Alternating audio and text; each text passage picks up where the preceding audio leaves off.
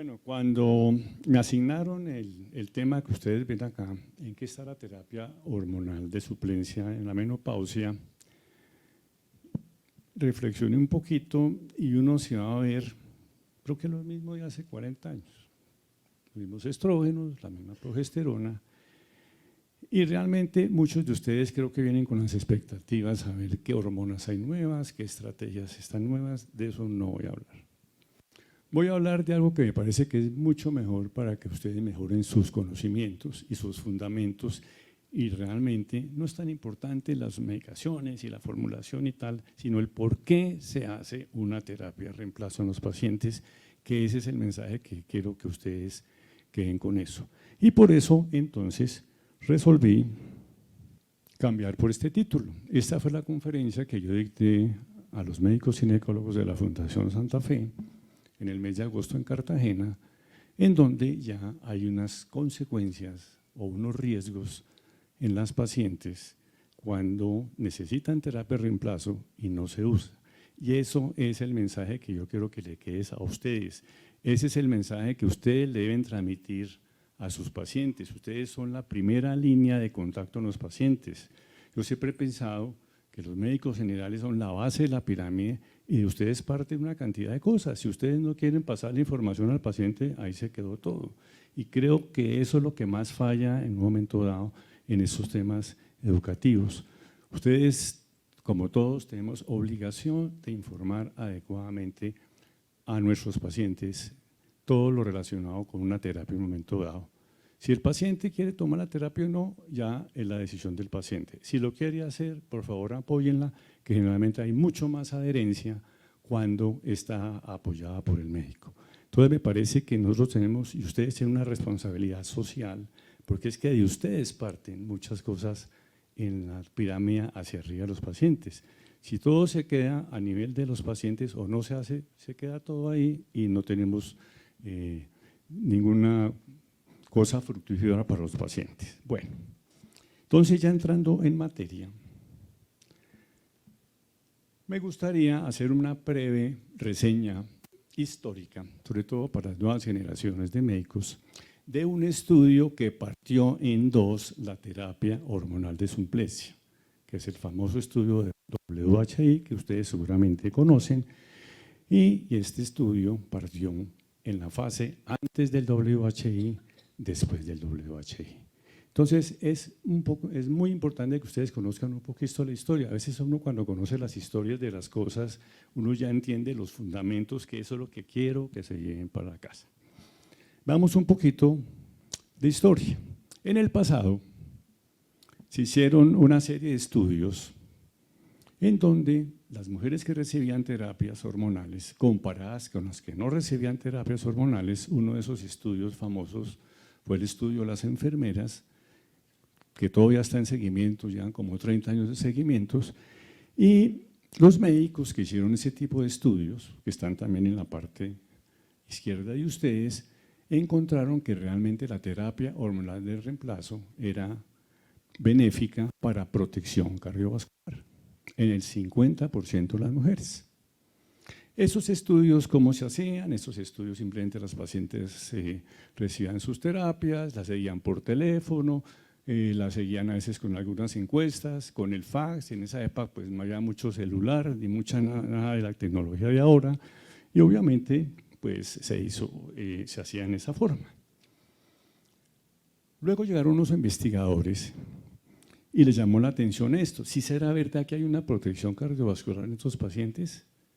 Entonces digamos, bueno, hagamos un estudio epidemiológicamente factible.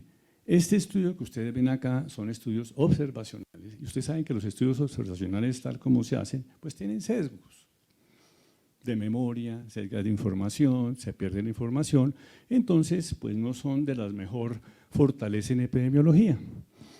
Y los que idearon el WHI dijeron, sí, realmente tenemos que hacer un estudio que sea de mucho mejor fortaleza y mejor jerarquía dentro de la epidemiología, que son los estudios aleatorizados, controlados, doblemente enmascarados. Entonces de ahí surgió el WHI, para contestar esa pregunta. ¿Sí será que la terapia de reemplazo realmente es protectiva del corazón? Entonces ahí empezó todo. Bueno, en esta diapositiva simplemente les resumo cómo fue que se hizo el estudio y algunos de los resultados en estas pacientes. Ellos calcularon un tamaño de la muestra de 16.000 personas. Tengan en cuenta en la parte superior, los pacientes que entraron en ese estudio tenían entre 50 y 79 años, un promedio de 62, 65 años en promedio, para que no recuerden, y en forma aleatoria a la mitad le dieron terapia hormonal de reemplazo, constituida por estrógenos conjugados y hidroxiprogesterona, que era lo que se usaba en esa época, y comparado en forma aleatoria con placebo. Hubo otra rama de la historia en pacientes en las cuales no tenían útero. A esas pacientes les dieron estrógenos solos conjugados y a la otra rama le dieron obviamente placebo para poder hacer una comparación efectiva. Bueno, ya teniendo la población, los investigadores echaron a andar el trabajo. Y a los 5 años comenzaron a ver estos resultados. Entonces los investigadores dijeron, bueno, ¿qué pasó acá? La FDA dijo, no hay nada que hacer.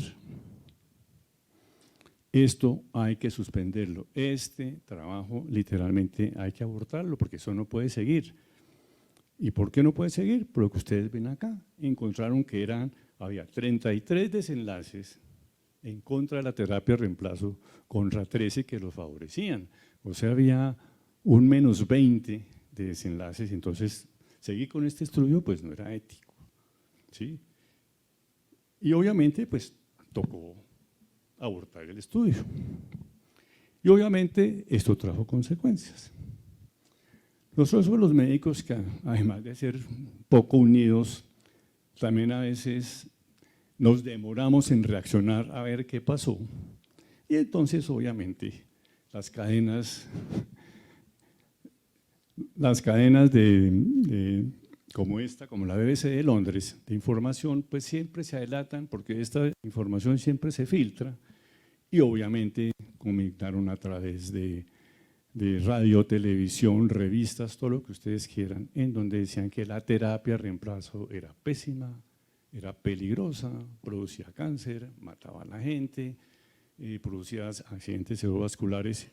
Y obviamente, pues, ¿cuál fue la reacción de los pacientes? ¿O quiénes ven estos noticieros? Pues los pacientes, entonces dijeron, no vamos a seguir. Y se produjo la hecatombe. ¿Qué pasó ahí? Entonces las pacientes dejaron de tomar terapia.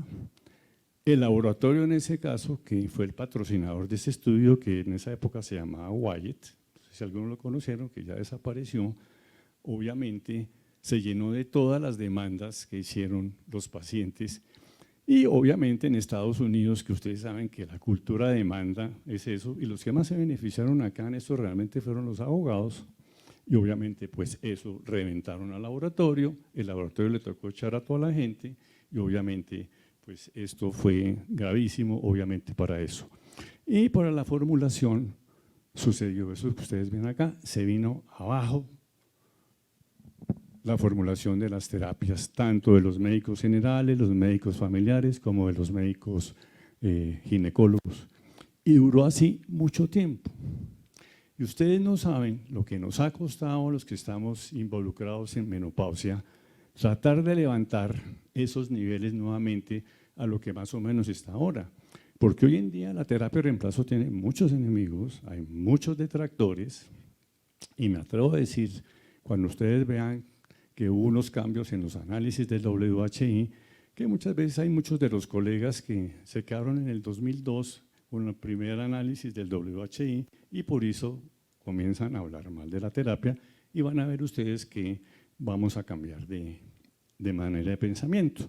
Entonces, esto fue lo que pasó y obviamente 20 años después, cuando ya se hicieron 2 análisis del WHI, que las conclusiones fueron diferentes, la conclusión final de un estudio que costó 725 millones de dólares de hace 30 años, ustedes verán, pues es un estudio irrepetible.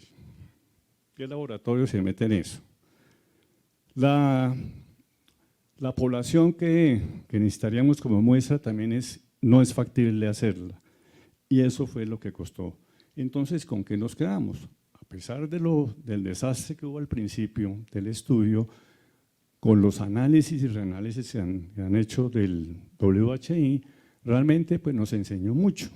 Y este estudio sigue siendo el pilar de referencia que nosotros tenemos de WHI de la parte positiva. Siempre que ustedes van a hablar de hormonas, siempre se va a mencionar ese estudio que dejó algunas cosas positivas. Y las conclusiones primeras fue, de 20 años, dijeron no. Las conclusiones que se hicieron al principio realmente fueron erróneas y fueron confusas. ¿Cómo sería que en un congreso que hubo hace muchos años en Europa de menopausia, la gente que analizó el estudio y dio estos conceptos le pidió perdón a la humanidad por haber hecho un análisis no lo suficientemente profundo y producir todo ese desastre que se produjo cuando hubo los resultados? Entonces, hasta aquí la parte de la historia me parece que es importante conocerla. Bueno, aquí ya comenzamos a ver algunas de las cosas que yo les decía con la edad de las pacientes, vemos que este es más claro. ¿Cuál fue el problema inicial? Que obviamente no se hizo análisis por grupos de edad. No es lo mismo que una mujer reciba terapia de reemplazo a los 50, 55 que lo reciba a los 65 años. ¿Por qué razón? Las mujeres después de los 60 años comienzan ya con problemas en su endotelio vascular, a depositarse placas de ateromas y obviamente los estrógenos, ustedes saben que son trombogénicos en forma oral, entonces disparan obviamente la formación de trombos e infartos y por eso muchas de las pacientes de WHI que sufrieron esas consecuencias se debió a esto. Y si ustedes ven ahí, los grupos de edad de menos de 60 años, pues en la raya que está hacia abajo más oscura, pues los desenlaces fueron realmente benéficos y ahí estaba el quiz del TANESO. Ustedes de golpe han oído hablar de una cosa que se llama la ventana de oportunidad de la terapia de reemplazo, parte de esta investigación. Bueno, entonces ya entremos a hablar del tema de lo que venimos. La Sociedad Americana de menopausia, de la cual nosotros seguimos los lineamientos, esta es del 2020, hay una del 2022 que es exactamente la misma, entonces tiene en sus guías de manejo 4 indicaciones completamente aprobadas, ¿no? Y soportadas por toda la evidencia que ustedes quieran, que son las siguientes: el uso en sintomatología vasomotora, en la prevención de la pérdida ósea, en el síndrome genitourinario de la menopausia y en la falla ovárica prematura, de la cual no voy a hablar porque eso sería un tema de otra conferencia. Entonces veamos en la sintomatología vasomotora ¿qué nos encontramos? Los síntomas vasomotores en el pasado se han visto como algo inocente, que no tiene problemas, hasta uno mismo llegaba a pensar, pues la gente no se muere de un calor ni nada de esas cosas realmente. Y la gente pues usaba lo que había en ese momento, agua de borojó, hacía meditación trascendental, medicina alternativa, acupuntura, derivados de la soya, muchas de las cosas que se usan en un momento dado y la gente no da importancia. Pero cuando comenzaron a hacer investigaciones hacia atrás, se encontraron con esto, que las pacientes que tenían sintomatología vasomotora severa, comparadas con las que no tenían, aumentaban hasta un 77% su riesgo de enfermedad cardiovascular. Entonces es importante, si no lo sabían, esto. Y además, no más eso, que se lo digan a los pacientes no saben, los pacientes lo toman muy inocentemente y sí tiene importancia. Y si vamos a otras condiciones,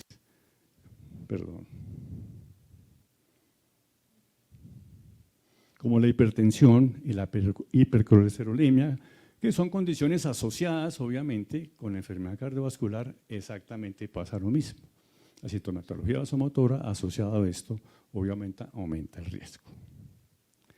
Y otros estudios que ustedes ven acá, en donde todos los estudios, los metaanálisis demuestran claramente que sí hay un aumento del riesgo cardiovascular en las pacientes que tienen sintomatología vasomotora severa. Y fíjense, lo que yo les hablaba al principio, las hormonas, los estrógenos y las progesteronas sigue siendo, la terapia de mostrar Miren que esta diapositiva es del año 2001, es esta referencia, o sea, hace 22 años, y sin embargo seguimos en lo mismo, o sea, la terapia estándar para el manejo de la sintomatología vasomotora sigue siendo la combinación en estudios completamente comprobados, besoplacebo, y ese sigue siendo la base. Bueno, recuerden que los síntomas vasomotores también se presentan de noche y obviamente alteran el sueño de las mujeres y obviamente pues eso es horrible porque las mujeres todas las noches con sintomatología vasomotora siguen y siguen, duermen mal, amanecen cansadas, les da depresión, pelean con la familia, pelean con el jefe porque llegan al trabajo cansadas. Y otra cosa muy importante también asociada, que ustedes han oído hablar, que es la apnea del sueño. La apnea del sueño también está reconocida como algo que está asociado a aumento de la enfermedad cardiovascular pegado a la sintomatología vasomotora. Por eso, la conclusión de los autores de este estudio, que es el estudio SWAN, dice que hay que ponerle atención a la sintomatología vasomotora en las pacientes. Hay que recibir tratamiento, porque si no lo hacen, como decía yo al principio, puede haber consecuencias y riesgos de desarrollar enfermedad cardiovascular. Vamos al segundo capítulo, el hueso. El hueso es hormonodependiente, 100% en las mujeres.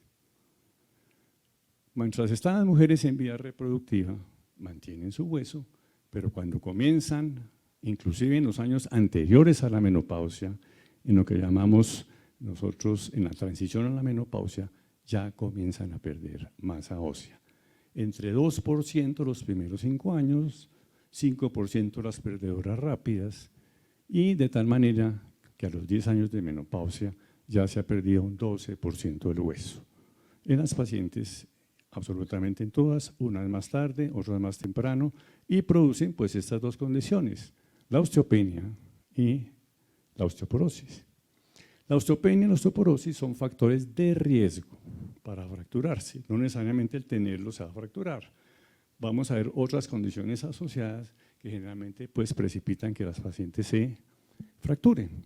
Y a uno le parecería, por ejemplo, que la osteoporosis obviamente, desde el punto de vista, como ustedes lo ven aquí, es más grave porque hay mucha más pérdida ósea que la que tiene osteopenia.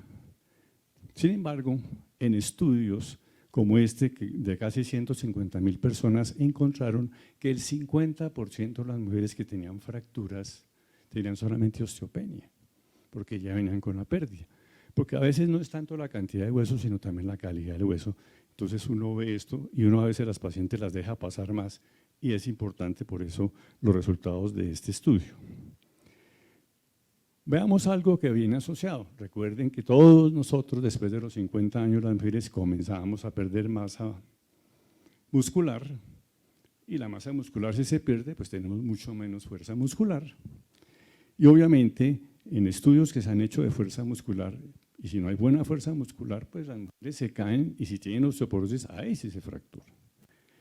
En este estudio, en animales y en humanos, se demuestra claramente cómo es el beneficio de la terapia en estas pacientes cuando se midió fuerza muscular y soportado por ese metaanálisis que demuestra lo mismo. De tal manera que la baja masa muscular aumenta el riesgo de caída porque hay menos fuerza. Y el riesgo de caída, a su vez, aumenta 5 veces el riesgo de fracturas. En el WHI, en la parte izquierda de ustedes, se analizó esa parte y se encontró que la rama de las pacientes que recibían terapia de reemplazo disminuyó hasta un 80% sus caídas. Y si vemos otros resultados de las que recibieron también terapia, como ustedes pueden ver aquí, se disminuyó o redujo significativamente las fracturas de cadera, las fracturas de columna, las fracturas de las manos en las pacientes que recibieron terapia de reemplazo comparadas a las que no, que fue de los beneficios que se encontraron en el WHI.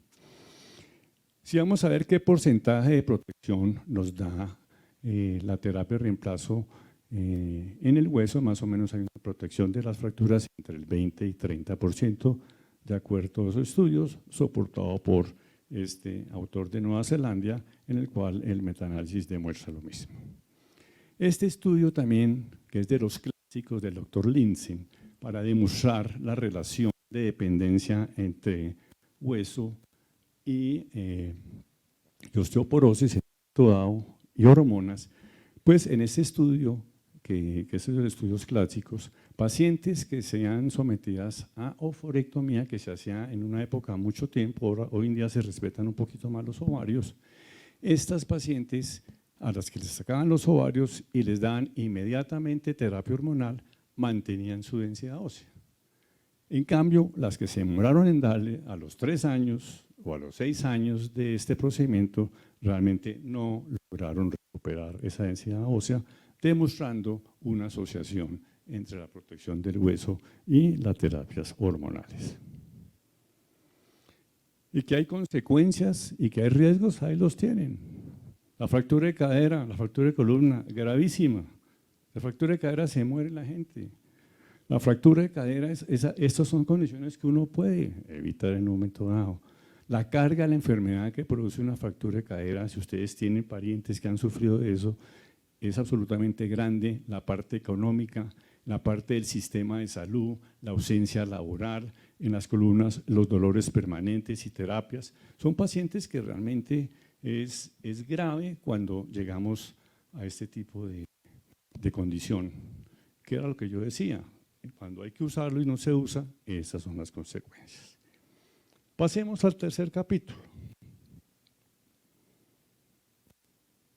El síndrome genitourinario de la menopausia.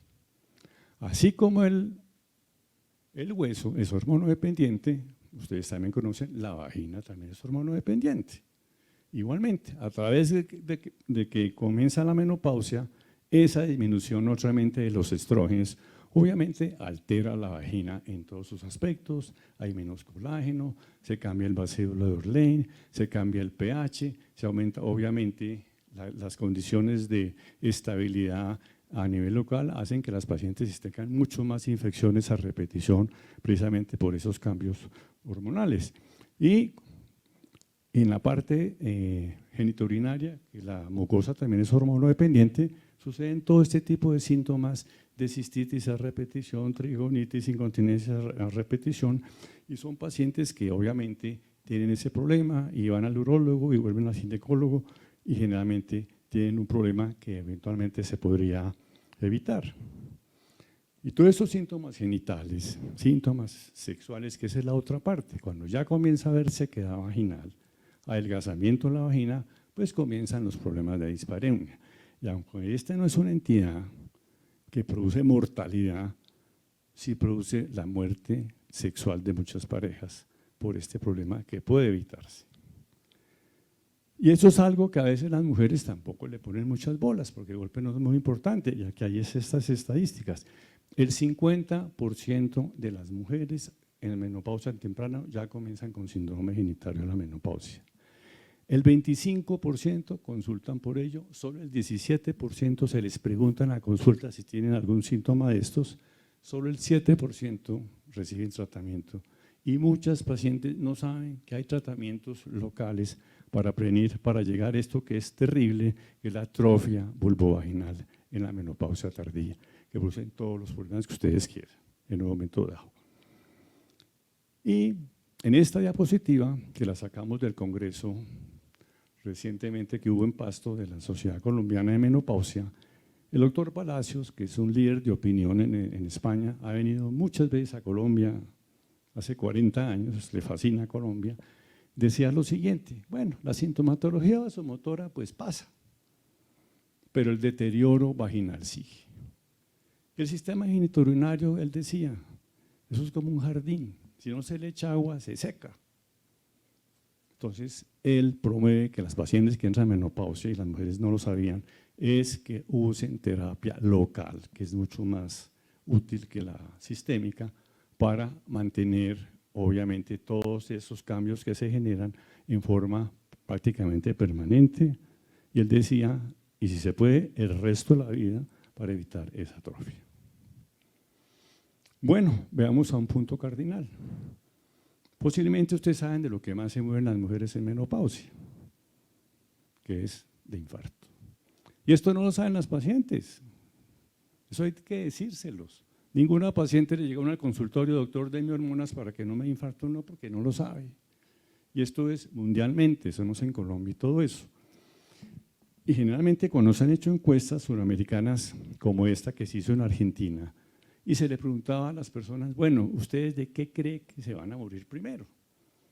El 48% decían que de homicidio, de muerte violenta, el 33% de cáncer y solo el 13% menciona la parte cardiovascular.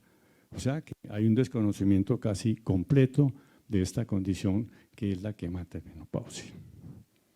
Bueno, y en los estudios de Framingham pues se ve realmente que la incidencia de enfermedad cardiovascular pues obviamente aumenta con la edad comparado con la época premenopáusica. ¿Y cuál es el secreto? ¿Qué es lo que está pasando? Ese es un esquema muy sencillo de lo que es el endotelio. En época reproductiva, las mujeres obviamente están protegidas con sus propias hormonas. Gracias a esto, a que se produce óxido nítrico, prostaciclinas, disminución del estrés oxidativo, disminución de los radicales libres, o sea, mantienen la salud del endotelio cardiovascular, que como ustedes saben es el órgano más grande que tenemos todos. Y ese es el secreto en la época reproductiva. Cuando las mujeres entran en menopausia y se pierde esa protección, entonces comienza a haber todos estos cambios, unos primarios, otros secundarios, obviamente comienza a haber toda esta oxidación, no les voy a leer toda esa lista, sobre todo en causa primaria, como les mencioné. Y hay otras cosas indirectas que también se cambian, los perfiles de colesteroles, HDL, LDL y todo ese tipo de cosas, y eso hace que influya sobre la presión arterial y otros cambios que obviamente se suman obviamente al proceso de esto. Y si además una paciente entra en menopausia, obesa, hipertensa, diabética, resistencia a la insulina, pues imagínense cómo llega. Por eso cuando las pacientes me preguntan a mí, doctor, ¿cómo me preparo para la menopausia? La gente piensa que no, démosle hormonas, no. Esto, trate de llegar con buen peso, con buenos hábitos, ejercicio. ¿Para qué no lo agarre esto? Porque después es muy difícil. Uno ponerse a jugar squash a los 60 años se lesiona, o sea, es imposible. Y fíjense que todo desemboca en la famosa arteriosclerosis y en la cardiopatía isquémica. Y esta básicamente es la fisiopatología de por qué las mujeres mueren como primera causa de infarto. Bueno, y ya a nivel vascular, ¿qué pasa cuando las mujeres reciben, al principio están recibiendo beneficio de la terapia hormonal? Lo que decía antes, hay vasodilatación, los factores inflamatorios disminuyen y obviamente la lesión ateromatosa que se comienza a formar, pues se puede tener en ese momento que hay. A lo contrario, cuando las mujeres ya comienzan a iniciar la terapia tarde, cuando ya se han formado las placas de ateroma, pasan lo que ustedes ven allá, a ese lado. Y eso fue lo que pasó en el WHI, que estas pacientes en este estado de endotelio les dieron hormonas. Ustedes saben que las hormonas por primer paso hepático orales son trombogénicas y entonces obviamente acabaron de matar. Y eso fue lo que sucedió en el WHI. Y eso respalda lo de la ventana de oportunidad. Estudios que se hacen en gente jóvenes o en forma retrospectiva demuestran que obviamente la población joven le va mucho mejor que a la población vieja en ese sentido, ¿sí? Lo mismo cuando se hacen estudios de las carótidas en pacientes con menopausia temprana, menopausia tardía, ¿sí? Y en ese estudio finlandés, en donde han hecho estudios también observacionales, estos son estudios retrospectivos, ven que el riesgo cardiovascular se puede reducir hasta en un 54% en estos estudios. O sea, fíjense, muy parecido al estudio de las enfermeras que les pasé al principio. Y cuando revisamos el Cochrane, fíjense que ellos dicen lo mismo. Las mujeres que reciben terapia de reemplazo con menos de 10 años de menopausia y menos de 60 años, se reduce la mortalidad en un 30% y la mortalidad cardiovascular en un 48%. Y eso dice el Cochrane. Bueno, obviamente hemos visto la parte buena, positiva. Obviamente hay dos cosas que es lo que molestan a los detractores de la terapia hormonal, que son la aparición de trombogénesis. La razón es lo siguiente, recuerden que en las hormonas, cualquiera de las hormonas estrogénicas que se dan por vía oral, al pasar por el hígado, disparan todos estos factores trombogénicos y por eso en las pacientes que toman hormonas en forma oral hay mucho más trombosis venosa y eso es esto. ¿Cómo podemos remediar eso? Con las terapias transdérmicas. Es una de las formas en que disminuimos. Entonces, tenemos por ese lado uno de los contras resuelto de ese lado. Y lo otro es el temor que tienen todas las mujeres del famoso cáncer de seno. Las hormonas no causan cáncer de seno, y se los puedo decir acá. La asociación y otro tipo de cosas no se van por una pildorita que va a tener cáncer de seno. ¿Cuál fue en este estudio, que es un estudio francés? Y la medroxiprogesterona que se dio en el WHI parece que fue en parte algo responsable de esos casos de cáncer que hubo ahí, porque cuando el estudio se hizo en las pacientes que no tenían útero y solamente se le dio estrógenos a esas pacientes y la otra se les dio placebo, les fue más mal a las que recibieron placebo. Hubo más cáncer de seno en esas. Entonces hay temas de asociación y eso. Yo siempre le pregunto a las pacientes, ¿por qué no hay más cáncer de seno en época reproductiva si hay más hormonas? ¿Por qué hay más cáncer de seno en un momento dado en la menopausia si realmente es cuando realmente no hay hormonas? O sea, hay algo más diferente a eso, posiblemente genético, familiar, del medio ambiente en un momento dado. Entonces, aquí para resumir, en el estudio francés, para cuando ustedes tengan que formular el estrógeno, sobre todo en las mujeres que tienen útero, es asociarlo con un progestágeno natural o micronizado y no derivados, digamos, de los andrógenos, porque esos producen mucho más problema. Pero cuando se usan ese tipo de mezclas con un progestágeno en las pacientes, obviamente casi que se reduce a uno los chances de cáncer de seno. ¿Sí? Las conclusiones de este autor dicen, a la luz de lo que les he presentado, pues yo creo que hoy no se justifica, ¿sí? Tener una actitud negativa ante la terapia de reemplazo, si ustedes ven realmente cuáles son los beneficios, cuáles son los riesgos y cuáles son las consecuencias de no hacer algo cuando hay que hacerlo. Y esta es la ventana de oportunidad que les decía para que la recuerden. Menos de 60 años, menos de 10 años de menopausia se puede dar. ¿Qué es lo ideal? Los primeros 5 años, si logran coger las pacientes, es donde hay mejor efecto. Pero en los estudios demuestran esto, ¿sí? Y la otra cosa, lo digo porque he visto colegas de ustedes en que pacientes que han recibido terapia solo con estrógenos en pacientes con útero, llegan aquí con hemorragias e hiperplasia. Recuerden, pacientes con útero hay que darles la terapia combinada, es obligatorio. El no hacerlo es una mala práctica médica. Pacientes que no tienen útero, se les puede dar solo los estrógenos. Y la parte de arriba, pues obviamente hay terapias en donde la paciente toma opción, pero hay condiciones, por ejemplo, donde les va mejor con transdérmicos, si son pacientes obesas, hipertensas, diabéticas, de golpe la terapia transdérmica le va a ir mucho mejor para no alborotar el hígado, ¿sí? Pero si quieren subir un poquito el HDL y eso, las terapias orales serían convenientes. Y esto pues no es una propaganda a la industria farmacéutica, simplemente es para que ustedes vean en la cabecera los diferentes productos de los cuales disponemos, ¿sí? Y esto es lo que hay hoy en la terapia de reemplazo.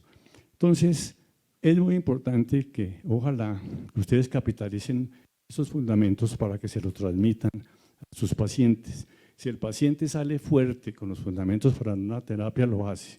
Si no sale fuerte la paciente, ustedes se gastaron 2 horas con un paciente, ¿sí? Y en el primer costurero que van, en la primera reunión de los 20 años de universidad, siempre hay detractoras de la terapia frontal, ahí se acabó todo su esfuerzo.